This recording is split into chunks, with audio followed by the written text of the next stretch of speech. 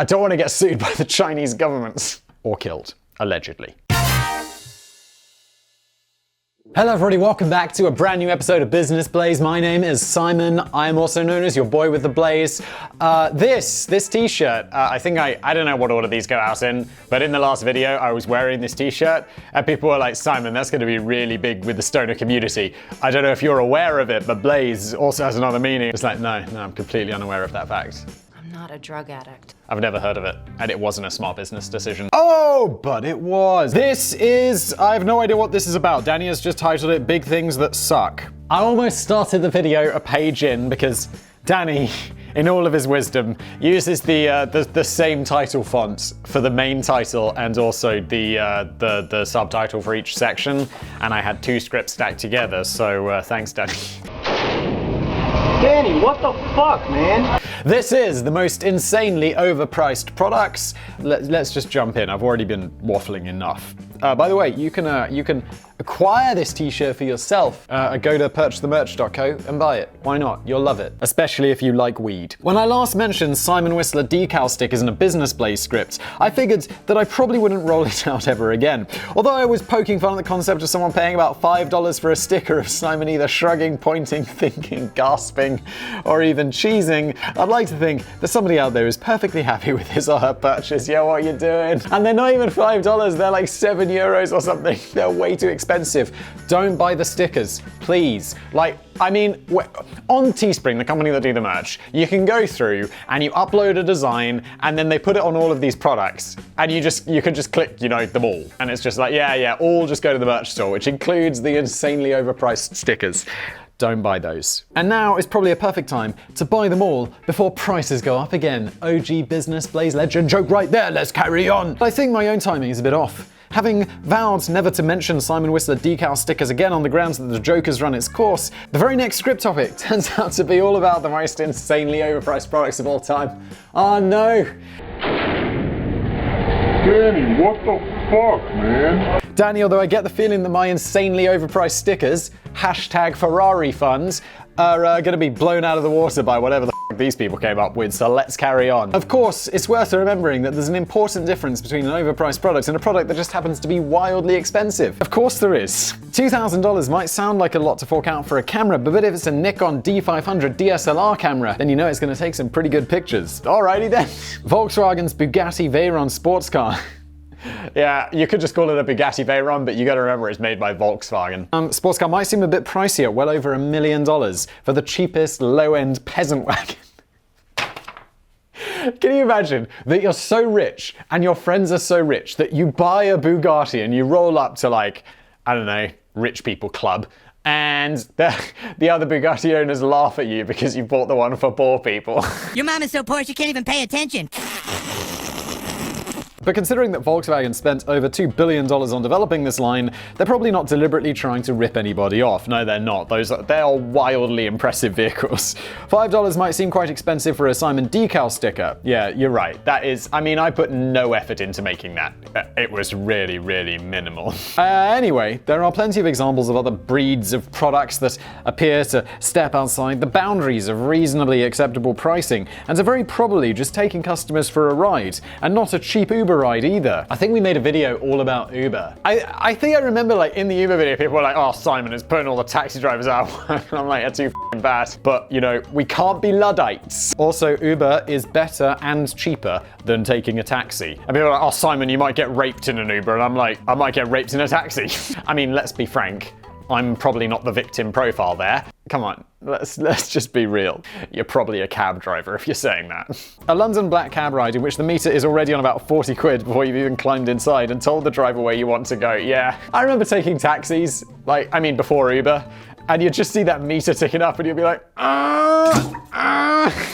Especially when you'd travel somewhere and you'd just be like, you don't know how much it's gonna cost. And you're just riding in the taxi from the airport into the hotel or town or wherever you're going, and it's just like, tick, tick, tick. And you're like, why is it going so fast? Stop! One of the worst cab rides I ever had, I was in New York, and I was gonna see, I think it was the Colbert Report, Like I was gonna go and watch that, and I leave my hotel, I get in a taxi, and the guy drives around for like 20 minutes, and I'd looked it up, and it was really close by, so he's driving me around for 20 minutes, and then he eventually says, I'm really sorry, but I don't know where it is, and I'm like, all right, well, just drop me off here, I've already missed it, like I can't go now, like they've closed the doors, I'm not gonna see this show, and I'm like, just drop me off. And he's like, all right, it'll be like $40. I'm like, you can fuck right off, I'm not paying you. And I just get out and walk off, and I didn't feel bad about that at all. But whether we're talking about one-off products targeted at gullible rich folks or everyday goods on which we cheerfully chuck far too much money away all the time, there's certainly no shortage of occasion as to when companies have taken us all for proper Theranos mugs. Yes. I talked previously how much I would love to buy the Theranos brands and just have Theranos merch and call this Business Blaze brought to you by Theranos. But I said in a previous email, so many people emailed me telling how wildly expensive it's going to be. So I'm just like, it's not worth it for a joke. It's like, it'll be like 2 lines in a Business Blaze episode and I'd have a Theranos mug, like legally. And it would be like, yeah, I spent like 20 grand on that. It's just not worth it. This is what happens when you work to change things. Big things that suck. Many years ago, when life took a brief and sudden downward turn, I found myself living alone in a house that had been quite ruthlessly stripped of almost everything. Danny, did you live in a crack house? For a short time, I had no furniture, no cooker, no fridge, no washing machine, and most importantly of all, no television. And I was earning a modest wage at the time, so it took me a little while to fill the house back up again with everyday essentials. Fortunately, Danny, what happened to all your stuff though? Like, did your house burn down? Yeah, your past is just the mysterious mystery. Creative wording there, Simon. Well done, you genius. Fortunately, I did have a deep fat fryer, so I didn't starve to death. And I did have a little vacuum cleaner called a Dirt Devil, so my fully exposed carpets were always clean. What's a fully exposed? Oh, fully exposed because it doesn't have any furniture. It was a tiny red handheld thing which was probably just intended for car interiors or tricky corners, but it was all I had to vacuum the whole house. So I used to spend ages crawling around on all floors, vacuuming every inch of the house with this Dirt Devil until the carpets were completely clear of dust, dropped peanuts, and salty tears of anguish and regret. Oh, Danny! When I finally upgraded to a cheap upright model, that cost about 50 quid, and I felt as if I was living like a king. Far more recently, when my last Dyson died. Oh, Danny, you got fancy now. It's like, yeah, I had this Dirt Devil and no furniture. Now I've got a Dyson. If anyone's unaware, Dysons are alarmingly expensive. I'm like, no, I'm not buying that. So I just bought a regular ass Hoover, which was like half the price and is perfectly fine. I mean, personally, I don't know, I've never used it, but I assume my cleaning lady thinks it's fine, or she would have told me that it's shit, and I had to buy a Dyson. And by cleaning lady, I mean my wife. Not really, I have a cleaning lady. So Danny's Dyson died, and he went shopping for a new vacuum cleaner. I was quite staggered by the choice and price ranges. You can spend anywhere between about £60 to £1,000 for a piece of kit that essentially just sucks things up. Yeah, I think I paid about £60. But it wasn't the lowest of the low rate. Maybe it's like 100 quid, I don't know. I don't pay attention. Like, I'm not very good at personal finance. I know the higher end models can promise higher, although it's like, YouTubers have a bit of a reputation for not being very good with personal finance and buying like Lamborghinis and shit. And it's like, I don't know, I just don't buy shit I can't afford. It's not that hard. Just don't have any debt. I don't even have a credit card, as we discussed on previous videos. I had a credit card because you used to need a credit card to rent cars and had a limit of about £500. And people in the comments were like, Simon, you've only got a credit card with a limit of £500. My credit card limit's $27,000 and I made $14,000 last year. And I'm like, I'm not sure if that's something you should be proud of though, is it? I know the higher end models can promise, and people are like, oh, Simon, it builds up your credit. Having a credit card builds up your credit so you can buy a house. It's like, I bought a house. No one ever asked me about my credit rating. I know the higher end models can promise higher quality components, superior performance, more durable motor, digital displays, automatic height adjustments, laser dirt sensors. No.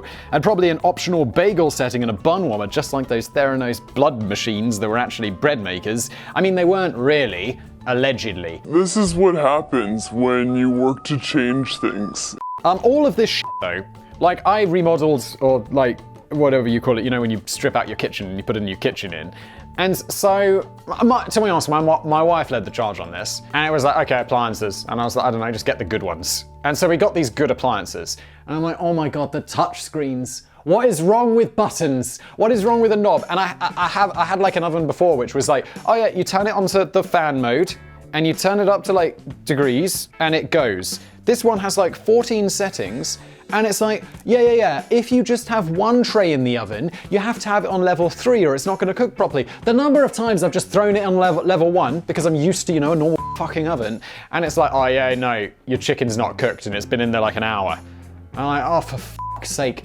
Just next time, I'm just going to IKEA and I'm being like, I want the oven, the cheap one, because it's better. It's genuinely better. But the gulf in price difference still seems incredible when you can have a very similar sucking experience with either a £60 model or an £860 model. The relatively new Massachusetts-based company, no, Shark Ninja.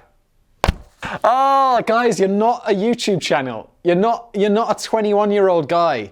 Like, Shark Ninja is like, I feel like this guy's, Mr. Beast's competition. It's like Mr. Beast, Shark Ninja, PewDiePie. I'm gonna start a channel called Shark Ninja. I can't really, can I? It's probably true. I'm gonna start a channel called Ninja Shark, and it's gonna be my gaming channel, where I give away money, because that's apparently what's really popular these days. They've seemed to find a way of providing high-performance vacuum cleaners at reassuringly sensible budget price.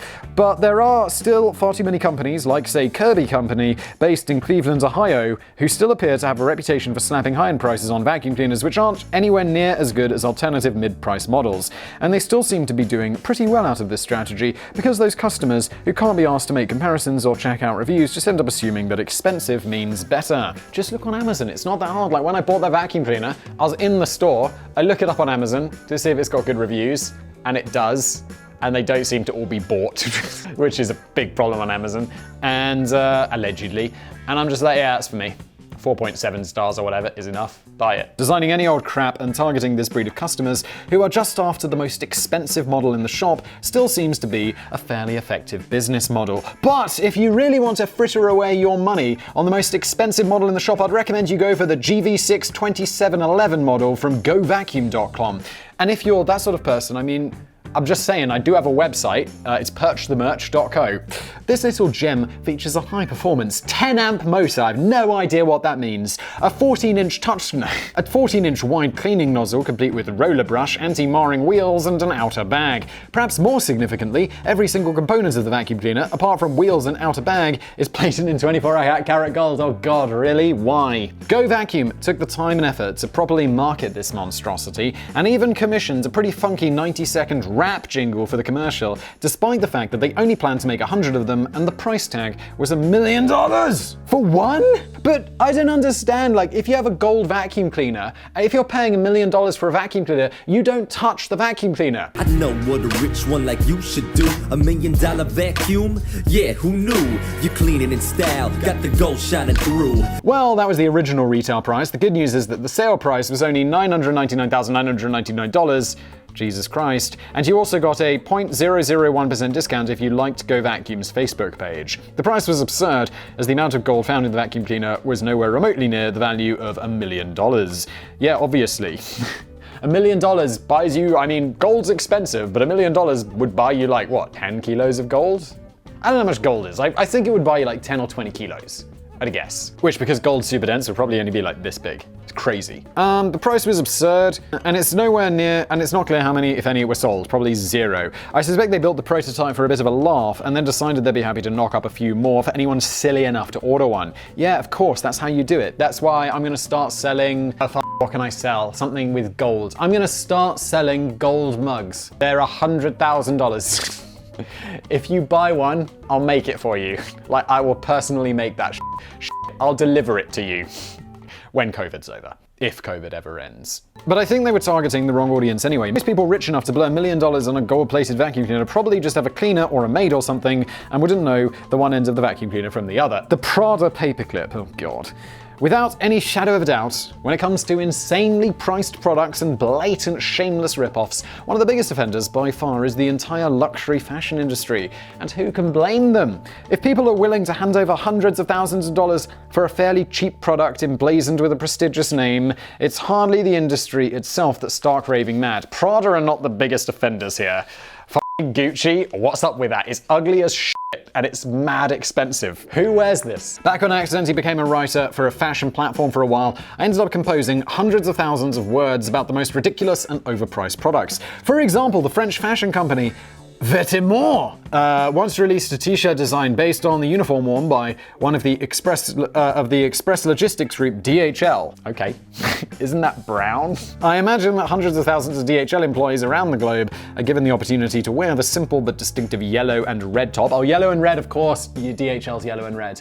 Who's the brown one? What can Big Brown do for you? UPS? Vetements released a version with their own name underneath the main DHL logo and then charged punters £393 for the privilege. Oh God. I used to work in a Sainsbury's when I was a kid, and they gave you this horrible, horrible polyester polo shirt. It was so polyestery. You'd like put it on and you'd be getting static shocks.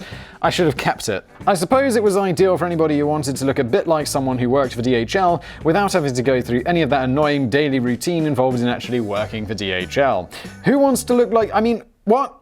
What's going on? Speaking of vetements, they also once snapped off the high heel of a leather lady's shoe, replaced it with something that looked exactly like a standard Bic lighter. Sam, I got an image of it here. Sam, do the honors. That does look like a Bic lighter. And charged over £1,000 for these pair of freshly transformed designer shoes. I do wonder sometimes if, fashion design. I've seen Zoolander. I've read about this. I'm basically qualified. Look at my merch. This is finer.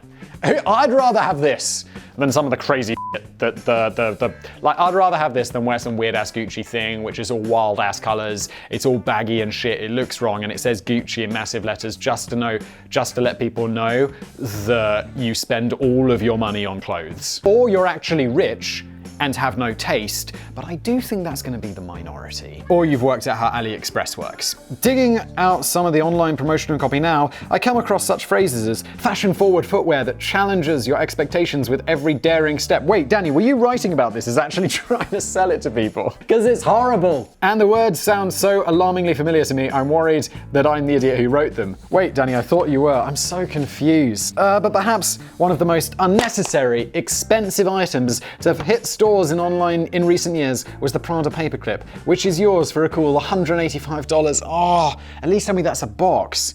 Measuring 6.25 centimeters long, oh, it's a big paperclip, and 2.25 centimeters wide. Americans have no idea how big that is. It's about this big. Long and this big wide. The tiny clip is crafted from sterling silver and features the Prada branding engraving on one side, hence the high price tag. And quite staggeringly, they seem to sell pretty well. To be more accurate, it's technically a paperclip-shaped money clip, which is designed to hold together wads of £50 notes, but at that price, you might expect it to hold together an awful lot more, like maybe your grip on reality. Looking at it from another perspective, I suppose it could be the only Prada product in the world to be faintly affordable to normal people, so you could knock yourself out and buy two. Don't do that. Don't do it! I'm gonna release Business Blaze paperclips. $185. It's just interesting to ponder that if the Canadian Carl McDonald had started off his up-trading adventure with a Prada paperclip instead of a simple red paperclip, he could have worked his way up to a farmhouse in about 7 transactions instead of 14. Oh, Danny, OG Business Blade led. This isn't really OG, because that video was like a week ago probably, or 2 weeks ago, I don't know. Cinema popcorn. This is a controversial entry because I'm going to include it here and then contradict myself by robustly defending it. Okay, Danny, have fun. And we will too. If we took a random straw poll on what consumers feel is the biggest ripoff in the world today, I'm pretty sure that snacks and beverages served at movie theaters would feature quite heavily in the final list of results. Isn't that where they make their money? It's like, I know they're expensive, but it's like part of the price of going to the movies. Also, just sneak in your own food. And it does seem a bit odd that if you're planning a night out at the cinema, you're likely to end up spending more on the popcorn and soda than you are on the actual tickets to see the movie. Of course, you're a bit stuck because you're not allowed to take in your own snacks that you purchased elsewhere. I'm not entirely sure how strictly the cinema chains enforce that rule, and I suspect it's fairly easy to shove a small ham sandwich and a couple of chocolate bars down your trousers without getting arrested or marched out of the cinema. But generally speaking, most law-abiding moviegoers are likely to get tempted by the sweet aromas of hot buttery popcorn or nacho cheese as they walk past the concession stand. And if you're going to look like a cheapskate on that all-important first date, unless you buy a massive tub of popcorn and gigantic plastic cups of Coke that could probably prove to be potential drowning hazards, oh my god, what's with all the peas? You need to get ready for some massive markups in price. It is way too expensive. I mean, the markup's absurd. I mean, popcorn is free. I mean, you go to the store and you buy like a giant bag of kernels of popcorn, it's like, what, 50p? Maybe even less. A little bit of oil, again, free. You put it in a pan, you pop it all up. Amazing. And then the cinema, like, yeah, it's 40 quid. A research conducted by Richard Mackenzie, a professor at the University of California, Irving, I don't care, revealed that the lower ends of the scale bags of candy, say M&M's, have an average 313% markup rate. Moving up the ladder, cups of soda will be marked up an average of 558%. That does seem low, I mean, it's a cup, it's plastic, and it's like the post-mix. It's basically free. But the biggest offender of all is predictably the giant tubs of popcorn. Although they only cost the movie theatre about 90 cents in total to produce, they'll be flogging them to you for an average price of $7.99. Oh my god, that seems more expensive. That's definitely more expensive than I pay, making a nice and salty 788% markup. Some cinema chains will dare to go considerably higher. You might only be forking out an average of $9 per ticket for the spectacular cinema entertainment, but you could end up spending way more than that on things randomly to pop in your mouth at regular intervals while you're enjoying it. But while this may all seem a bit extortionate, those overpriced tubs of popcorn may be the only ingredient that's keeping your local cinema from running its own set of silent closing titles. From that $9 ticket fee, they usually only get to keep about $2.70 to cover all of their own expenses. That's like a 30% margin business. To cover their to cover all of their own expenses. Oh yeah, okay. So the rest of it goes to the film distributor, so they get $2.70, and then they've got to, that has to pay for everything in the cinema. That's fairly brutal. Even if they hiked up the price of cinema tickets, it still wouldn't do the theaters much good, as they'd largely just be lining the pockets of the film distributors even more, as they claim 70% of the cuts. That is brutal. But also, they made the f***ing movie, to be fair. That's expensive. I haven't seen any of those Avengers movies, because of course I haven't, but I have heard they're wildly expensive. I did see that Fast and the Furious, and I hear that's really expensive as well. The one where that submarine is breaking through the ice. I walked out. I haven't walked out of the cinema in a while. It was so bad. I'm out. I'm done. I'm going home. It was so weak. I was dragged there by a group of my friends who smuggled a bunch of Corona into the cinema. Not COVID, this was pre-COVID. A bunch of Corona beers into the cinema.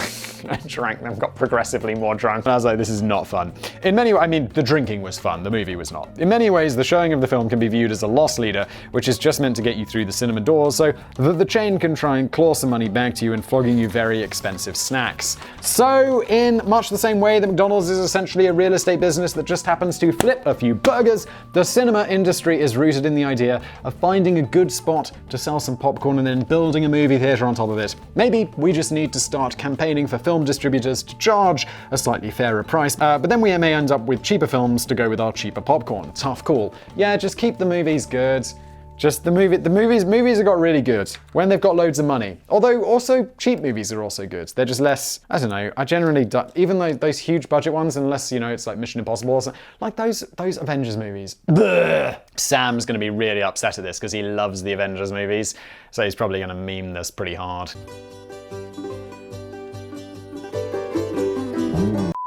I'm back. You probably didn't think I went anywhere, but I had to get coffee.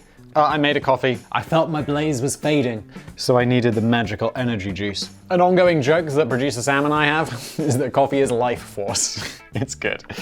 Bottled water. I don't want to harp on too much about bottled water, as I'm sure everyone knows that it's probably the most ridiculous product of the millennium. And last millennium too, Danny. It's the most ridiculous product of 2 millenniums. Although it has a long history dating back to the 1700s, when Jackson's Spa in Boston used to sell bottles of natural spring water to supposedly cure all ailments. Didn't do it though, did it, Jaxo?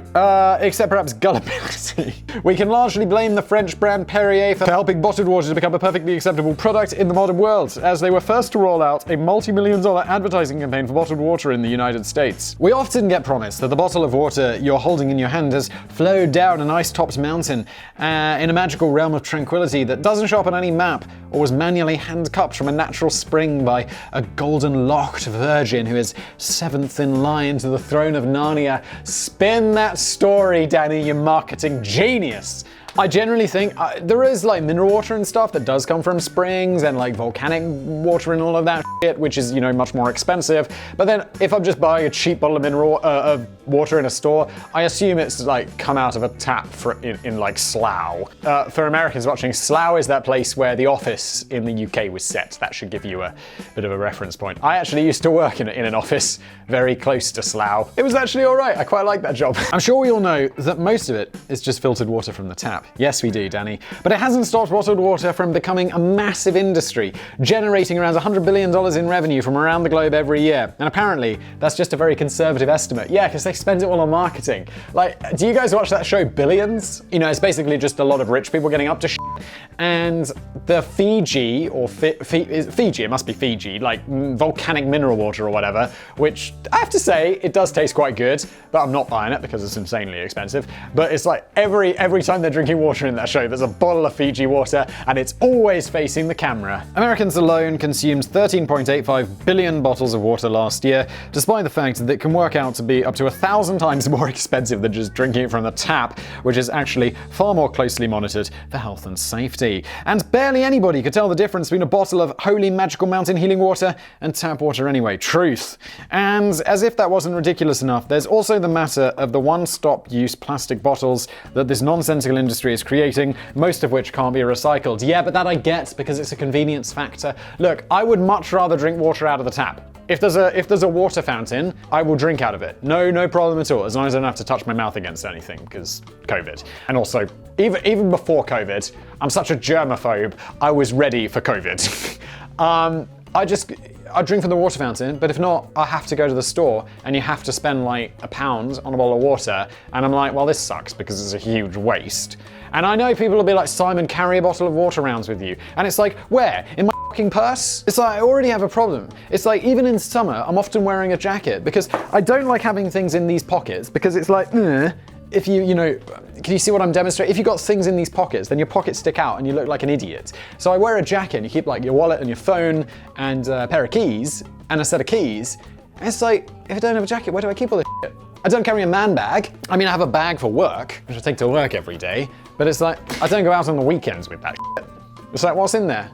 Makeup? Still, at least we can take a drop of natural comfort from the odd times when the manufacturers of madness get caught out. Back in 2007, PepsiCo were forced to make it clearer that the bottles of Aquafina originated from a public source rather than the fountain of a mermaid's pool. Meanwhile, 5 years earlier, Nestle had settled a lawsuit against their Poland Spring water brand. The settlement included $10 million in discounts for consumers and additional substantial donations to charity. Nestle had been implying in their marketing that all their Poland Spring water came from the original Poland Spring. It did not. But the pair of plaintiffs from Connecticut who filed the lawsuit argued that this was very unlikely, as the original Poland Spring completely dried up in 1967. Whoops-a-doodle. Come on with your Pepsi, do some research, allegedly. Fancy flagship phones. Finally, here is a product which has rapidly shot up in price in recent years. Yeah, oh my god, I feel like I should upgrade my phone. It's like a few years old, and I don't know, it's Apple, so after a while they get a bit shitted up.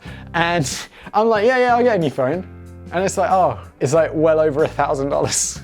I'm good. I'll just wait, thanks. Although the industry appears to have hit a crossroad, and it'll be interesting to see how things pan out in the near future, it doesn't seem so long ago that you could pick up a funky little Nokia for about $50 to $100, and still come across as pretty flash when you whipped it out of the pub to answer that vital phone call from Hong Kong or to order a kebab.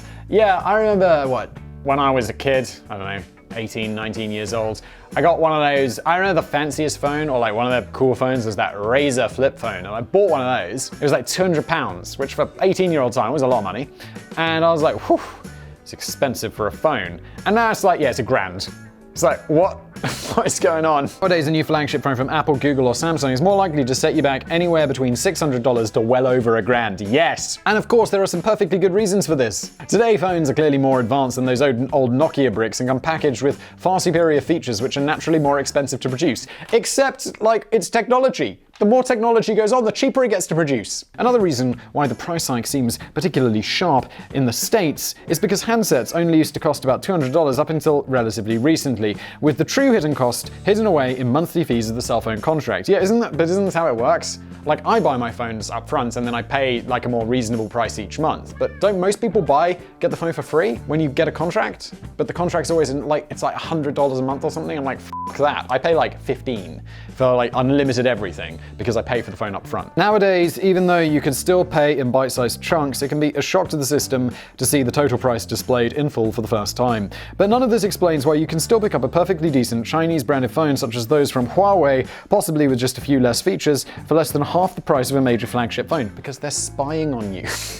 Allegedly. Probably not really, but maybe. And the most frustrating thing, I had to say allegedly twice there because I don't want to get sued by the Chinese government. Or killed. Allegedly. And the most frustrating thing about all of this is that even though we often convince ourselves that we absolutely must have the best top-of-the-range phone packed with all the essential new features, most of us rarely make genuine use of any of the extra features that are missing from the far cheaper Chinese models. Of course, a lot of it boils down to the phone just being a status symbol, and the fear of being mocked by your peers for pulling out a phone from your pocket which is 6 months out of date, and doesn't even come with the quadruple triple lens multi-magnetized shuttlecock shaving technology. I don't know if phones are really status symbols. Are they? Or perhaps most likely just fear of pulling out a cheaper phone when your friend or associate has got something with the Apple logo on it. Does it even have the Apple logo on it?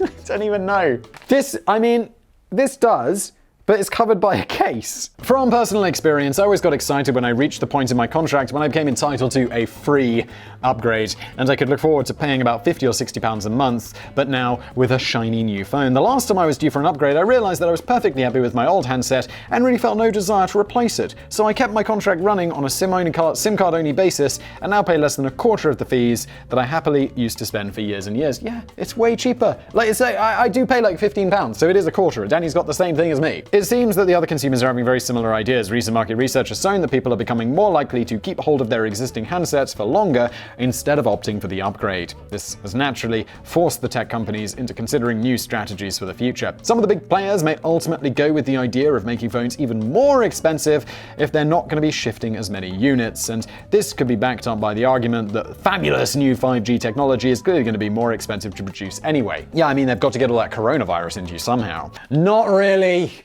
If anyone comments that there's some truth to this, or links me to some shady-ass documentary, I'm gonna ban your ass so hard from the comments. Or you never know, some manufacturers may suddenly stumble upon some magical way of suddenly dropping the higher prices so that a decent new phone becomes a more desirable and affordable prospect. While they make up their minds, Chinese brands are gaining grounds and winning more market share, so it could be the case that in the future we'll all just use Huawei phones instead. It will be fascinating to sit back with the popcorn and see exactly how things unfold in the next few years.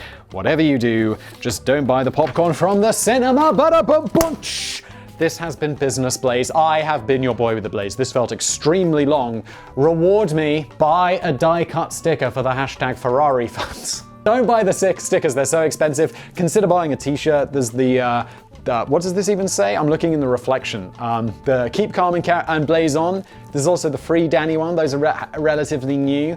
There's also all the classics, of course. The Past Was the Worst. Smash the dislike button. All of that stuff, and I'll see you next time.